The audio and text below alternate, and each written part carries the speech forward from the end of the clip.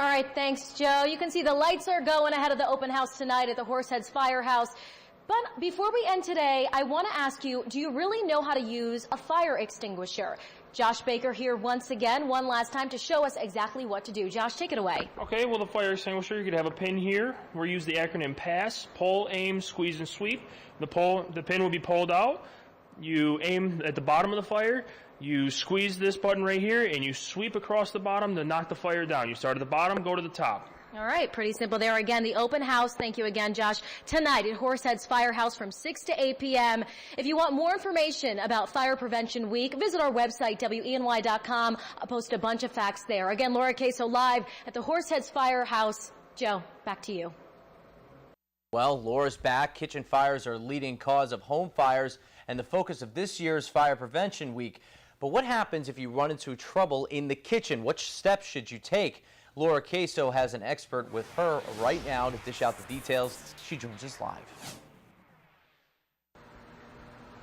That's right, Joe. I am back, and I am here at the Horseheads Firehouse for Fire Prevention Week 2013.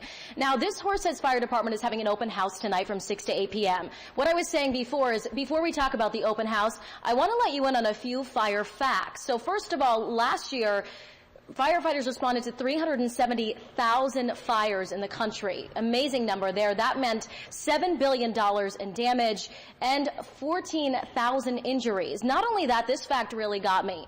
Each day in the U.S., 7 people die because of fire. So clearly a need for fire safety here in the United States. And now I am joined by Josh Baker. He is a volunteer firefighter at Horseheads Firehouse. Thanks for being here. Thank you guys for coming out. So tonight, open house here at the firehouse from 6 to 8 p.m. What are you guys going to be doing? We have a live demonstration of a vehicle extrication, is where we're going to have a patient sitting inside, and we're going to open the doors manually by using one of our tools. We're going to take the patient out and treat them like we would at an accident. And then we have the state police coming for their demonstrations. We have the Chemung County Sheriff's Department with their equipment. We have our Horseheads Police Department being here with their canine dog. We have a lot of refreshments and a lot of other activities, a codes table that will teach you how to properly install fire alarms, fire smoke detectors, carbon monoxide detectors, just so you as a family know you're safe. Speaking of families, why is it so important that kids come out tonight? Kids are a big factor for this, because if you look at us now, we have a blue shirt on and we're not all masked up and helmet and gear and everything. When we get into the fire situation, we're different. We want kids to not be afraid of us. We want them to come to us and be comfortable with us. So we want to get to know the kids get to know us.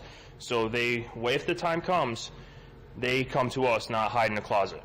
Now, a big focus of Fire Prevention Week is kitchen fires. 2 out of 5 fires happen in the kitchen.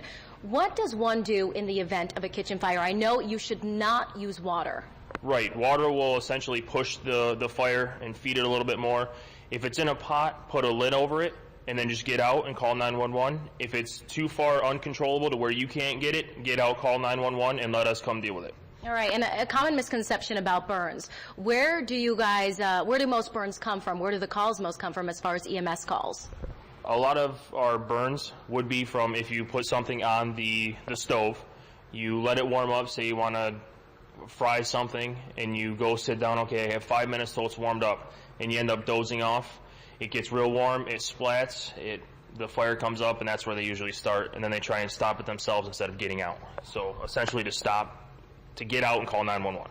All right, and another reason for scalding burns is microwaves. Now, often kids use microwaves a lot of times, easy, quick meals there. However, they can get really hot, and they can even ignite. They can even light on fire. What do you do if a microwave ignites? Again, that would be just shut the door. Okay. And for the kids, just get out, go to a neighbor's house, call 911, and if you have any family, follow your procedure to get outside to a meeting spot and make sure everybody's there. All right, Josh, thanks so much for all that information. Now, in a short while, we are going to time Josh and see how fast he can put on all of his gear in the event of a fire. And also, he's going to show us how to use a fire extinguisher. We all think we know how to use one, but do you actually know? He's going to give us a demonstration. For now, Joe, back to you.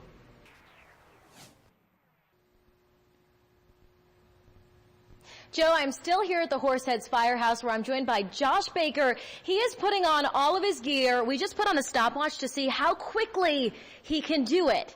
Now you can see he's putting on his pants for protection. Now they tell me that these pants, if a fire hits them, you have 5 seconds before the fire starts to destroy the pants a little bit. But they do protect you for 5 seconds. Look how quick you are, Josh. Pretty good. Putting on his jacket right now. We're at 20 seconds. Zip that up pretty quickly. Now, as a volunteer firefighter, you got to do this pretty quickly because the fire call comes in, you hop in the truck, and you're there. Puts on his backpack. With the buckle. Wow, Josh, pretty good stuff right there. I just want to reiterate that the open house is tonight from 6 to 8. You can learn more about being a volunteer firefighter. We're at 43 seconds.